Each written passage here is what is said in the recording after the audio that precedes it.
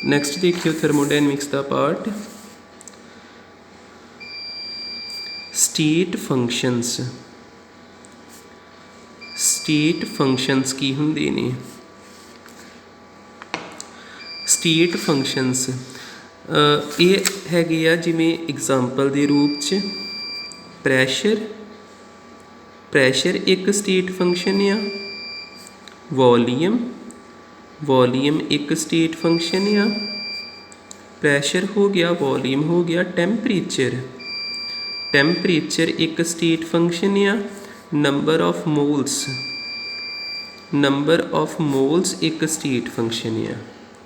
फिर state function किहड़े होणगे जिहड़े जिन्हां दी वजह ना स्टेट जिन्हां ते डिपेंड करदी है। जिद्दां मान लो इत्थे अपने कोल हैगा वा वाटर जां वाटर, वाटर हैगा, वाटर किन्ने टैंपरेचर ते हैगा वा 50 डिग्री सैल्सीयस ते टैंपरेचर 50 डिग्री सैल्सीयस आपां लिखता। इहदे तो बना दित्ती आइस, आइस आइस बन गई, ये जम गया पानी तो ये कितना टैंपरेचर हो गया 0 डिग्री सैल्सीयस। हुण आ किहड़ी स्टेट ही, ये हैगी ही लिक्विड स्टेट, लिक्विड स्टेट ते आ किहड़ी स्टेट हैगी आ सॉलिड स्टेट, सॉलिड स्टेट। हुण जे वेखिए स्टेट बदली तो स्टेट फंक्शन जिहड़े आ वो भी बदल गए। ये किहदे ते डिपेंड करदे इनीशियल स्टेट ते फाइनल स्टेट ते सिर्फ, ठीक है। स्टेट बदलने दे नाल जिहड़ियां चीज़ां बदल जांदियां उन्हां नूं आपां स्टेट फंक्शन कहने आ, ठीक है। आपां इत्थे कह सकते हैं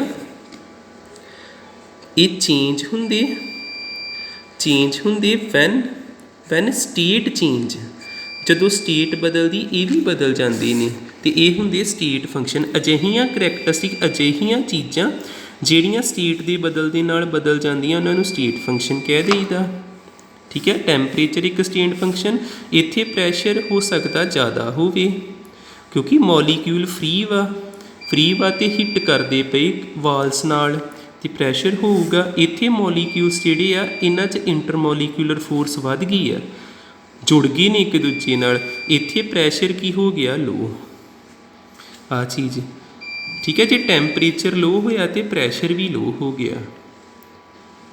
एक ला हुंदा वा ये प्रैशर टैंपरेचर ला, प्रैशर डायरैक्टली प्रपोर्शनल हुंदा टैंपरेचर दी। जे प्रैशर वधदा टैंपरेचर भी वधदा, प्रैशर घटिया तो टैंपरेचर भी घट जांदा, ठीक है। प्रैशर भी चेंज हो गया। वॉल्यूम जिहड़ा वा इत्थे मॉलीक्यूल इत्थे वॉल्यूम ज़्यादा होऊगा, इंज तो लगता पिया उन्ना की कंटेनर है, पर जो मॉलीक्यूल क्लोजली पैक्ड हो जाते वॉल्यूम भी घट जाता, इत्थे वॉल्यूम की हो जूगा घट जूगा, ठीक है। वॉल्यूम भी चेंज आ गया, मोल्स सेम रहणगे, जिन्ने मॉलीक्यूल इत्थे आ उन्ने मॉलीक्यूल इत्थे है, पर कईयां दे विच मोल्स भी बदलते तां करके उत्थे आपां मोल्स लिखिया। बस तुसीं इन्ना याद रख लो स्टेट बदल गई, जिहड़ियां चीज़ां बदल जांदियां उन्हां नूं स्टेट फंक्शन कहीदा। होर आपां कह सकते हैं एक हुंदे पाथ फंक्शन, स्टेट फंक्शन तो हो गए पाथ फंक्शन। ये किहदे ते डिपेंड करदे स्टेट फंक्शन, इन्हां बारे इत्थे नोट पा के लिख लैने आ। Depend only upon state of matter, matter की स्टेट किहड़ी आ, सॉलिड या लिक्विड या कि गैस है, सिर्फ उहदे ते डिपेंड करदे। ते पाथ फंक्शन जिहड़े हुंदे आ डिपेंड करदे आ, डिपेंड अपॉन